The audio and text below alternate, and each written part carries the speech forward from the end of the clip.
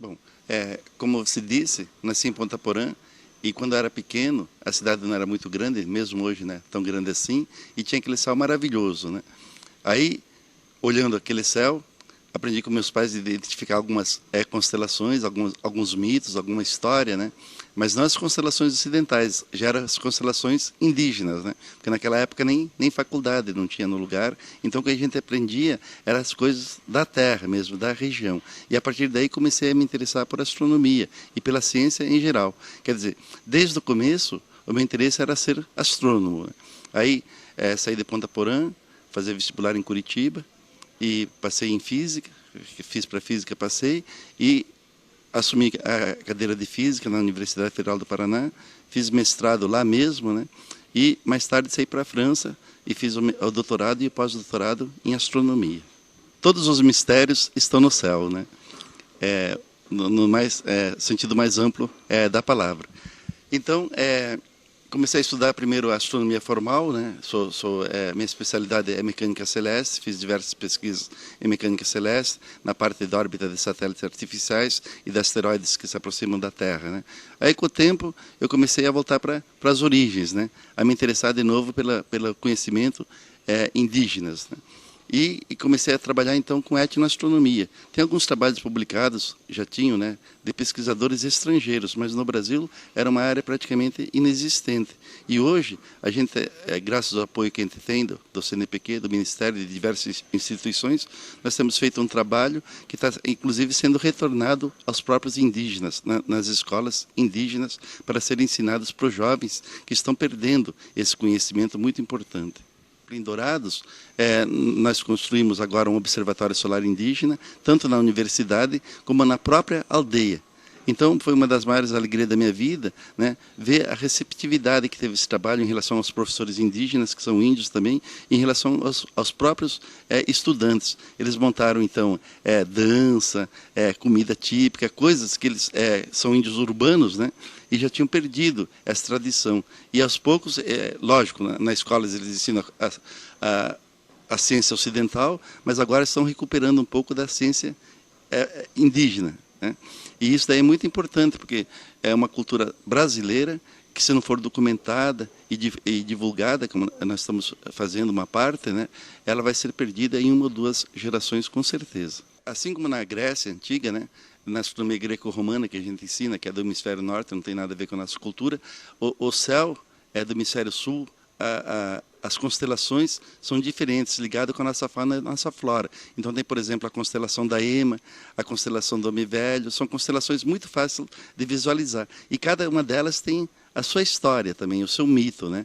Então, tem o Nhanderu, que é o deus maior dos Guarani, por exemplo, que é a região que eu morava, populada por índios Guarani, principalmente, né? Então, e para o indígena do Brasil, a Terra nada mais é do que o reflexo do céu. Então, toda a explicação está lá em cima, né? A origem do universo, a criação do homem, a relação com o meio ambiente, tudo isso daí. Então, foi muito bonito e eu fui aprendendo já desde pequeno, né? Nessa visão não ocidental. Depois tive a felicidade de estudar bastante, peguei a visão ocidental e agora estou retornando para essa visão antiga que eu tinha, né, que é muito bonita e que a gente pode aprender muitas coisas que podem ser aplicadas no nosso próprio cotidiano, né, tipo combate à dengue, na agricultura, na pecuária e até os rituais que chamavam, né, de acasalamento, vamos assim dizer, né, tem o seu motivo. Por exemplo, eles faziam aqueles rituais, né, de tal maneira que o filho nascesse na primavera. Para quando primavera, verão, outono, inverno, quando chegasse o inverno, que é uma época de escassez de alimento e de muito frio, a criança já tivesse um tipo, uma idade tal que pudesse aguentar essa agressão da natureza, né? Porque uma criança indígena que nascesse no inverno praticamente não tinha condições de sobreviver. Então, é um conhecimento muito grande e só observando o céu, eles conseguiam regular a vida na Terra para viver em sociedade de uma maneira bastante conveniente, né? Na minha visão poética, né, o céu não tem tamanho, né?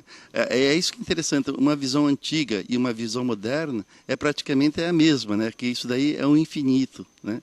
Então, para nós Nós, quando eu falo, às vezes eu falo nós como índio e às vezes eu falo nós como não índio, né? Mas para nós como índio, essa história de ter um finho, de ter praticamente infinito, a mesma visão do não índio, né? Tem muita gente, porque quando você é um astrônomo, ainda mais um astrônomo de origens, né? De contemplação de céu, né? Porque depois você fica meio técnico também, né? E perde essa parte de poeta, né? As poesias que eu escrevia era mais quando eu era pequeno mesmo, quando estava nas origens, né? Até esses dias eu estava relembrando o passado, que às vezes a gente relembra, né? Então tinha as meninas na minha época tinha mania daquele álbum que dava para alguém escrever uma poesia, qualquer coisa, né? E eu escrevia. Copiava. Ah, não, isso eu nem me lembro e nem posso falar. Então eu estava lembrando, eu escrevia, né, nessa visão mesmo de astrônomo, e a pessoa pensava que, puxa, que linda essa poesia, tem tudo a ver comigo, né? De que autor você tirou, né? E eu nunca confessei que era eu que fazia. Às vezes me dá vontade, exatamente por essa pergunta, de falar algo, né?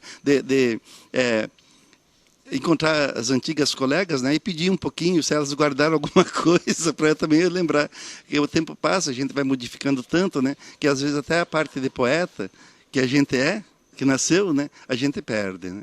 Ela me encontra no caderno de poesia dela, né, e meu contato é planetariaindígena@hotmail.com. Mas ela não vai contar para o marido dela que foi eu que fiz aquela poesia, né?